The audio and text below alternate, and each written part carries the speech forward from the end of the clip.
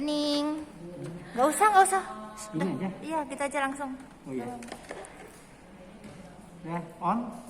Udah on kameranya dari tadi. Oke.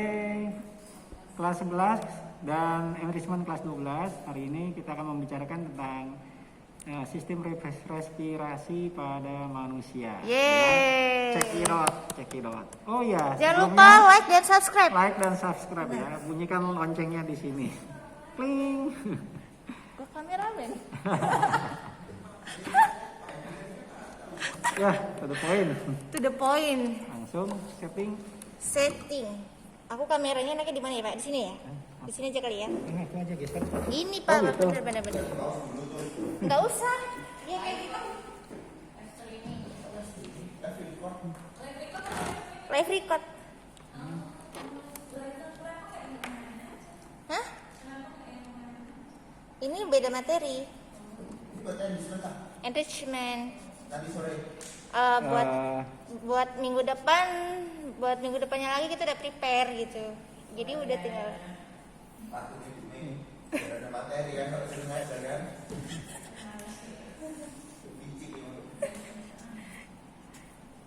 Sudah nih. On. Oke. Bagus banget Clear, Pak, ada ya. gambarnya. Sip, Sip. ada gambarnya. Hmm. Oke, kita bicara tentang respirasi ya. Respirasi itu ada tiga proses sebenarnya. Ada respirasi eksternal, respirasi internal, yang terakhir adalah respirasi seluler. Respirasi internal ini kita bicara tentang gas exchange alias pertukaran gas. Pertukaran gas di mana? Antara lingkungan dengan paru-paru. Ini yang biasa kita sebut dengan bernafas. Jadi dari hidung.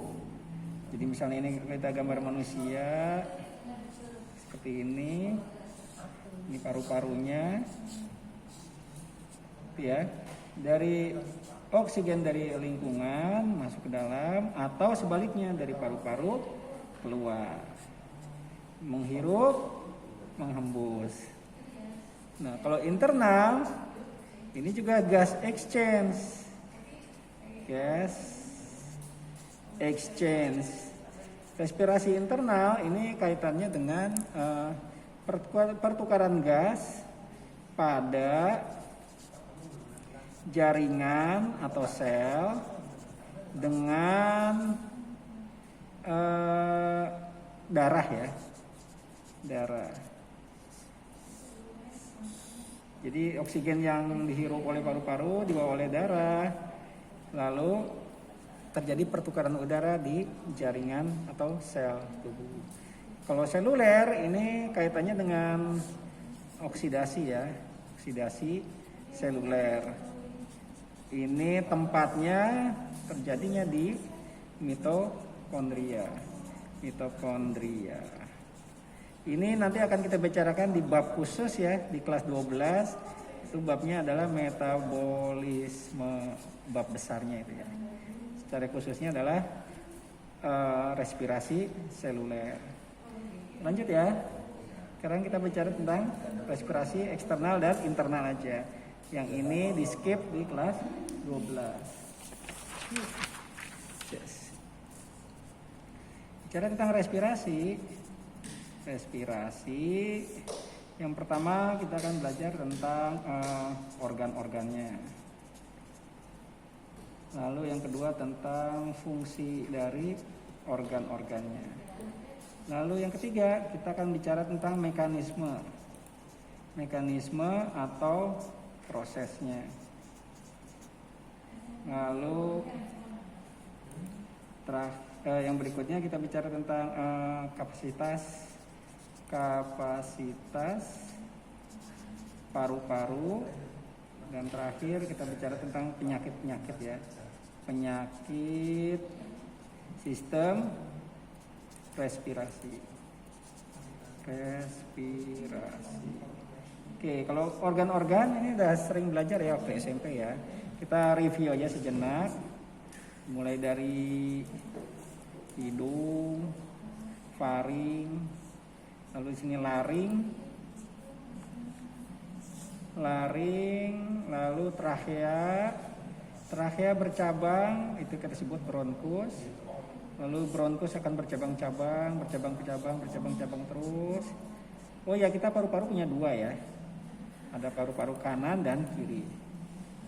Yang mana yang kanan? Yang sebelah sini. Ini kanan, ini sebelah kiri. Nah, di ujung dari bronkus kan bercabang. Lalu bronkus yang bercabang kita sebut bronkiolus. Di ujung dari bronkiolus ini ada kantong udara yang kita sebut alveolus. Ini kantong udara, alveolus. Kira-kira gini ya. Nah,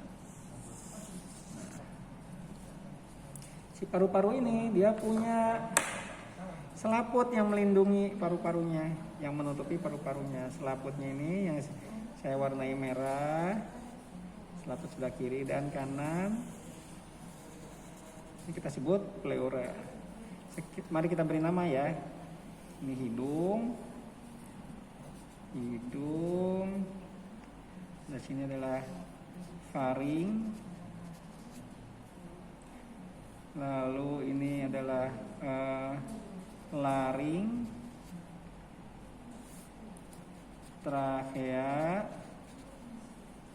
bercabang kita sebut bronkus. Lalu bronkus yang bercabang-cabang kita sebut bronkiolus. Nah, di ujung bronkiolus ada alveolus. Selaput paru-paru ini kita sebut pleura. Di bawah paru-paru ini ada otot yang melekat di atas perut tepatnya. Ini kita sebut otot diafragma. Oke, ini adalah organ-organ pada paru-paru. Mungkin ada sedikit-sedikit tambahan ya. Misalnya nih, di trachea ini penyusunnya ada tulang rawan, bentuknya huruf C gitu ya. Kenapa huruf C seperti ini ya? Ya agar mudah mengembus dan menarik nafas. Jadi lebih fleksibel ya. Tulang rawan, kenapa harus tulang rawan? Ya tulang rawan jadi fleksibel ya. Kalau tulang keras nggak fleksibel.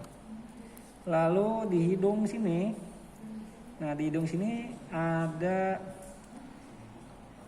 ini ada rambut hidung ya, jelas. Lalu di sepanjang jalan sistem pernafasan atas ini juga ada lendir. Nah, rambut hidung di bagian permukaan, di lendir sini dia juga ada silianya ya. Lendir bersilia. Mungkin masih ingat yang kelas 11 ya. Jaringan yang terdapat di saluran pernafasan atas itu ya. Jadi si lendir bersilia ini kan jaringan epitel ya. Dia akan membawa kotoran, bisa debu, bisa bakteri, itu ke tekak ya. Ketekak atau perbatasan antara mulut dengan tenggorokan. Ini dibawa ke atas, yang dari hidung dibawa ke bawah, yang dari trachea itu dibawa ke atas. Nanti kotorannya atau bakterinya akan tertelan oleh makanan, masuk mati di dalam lambung oleh asam klorida, atau kita batuk sehingga kumannya akan keluar. Oke, yang lain lagi, ini ada dua paru-paru. Yang kanan itu terdiri dari 3 gelambir atau lobus ya. Yang kiri terdiri dari 2 lobus. Lanjut.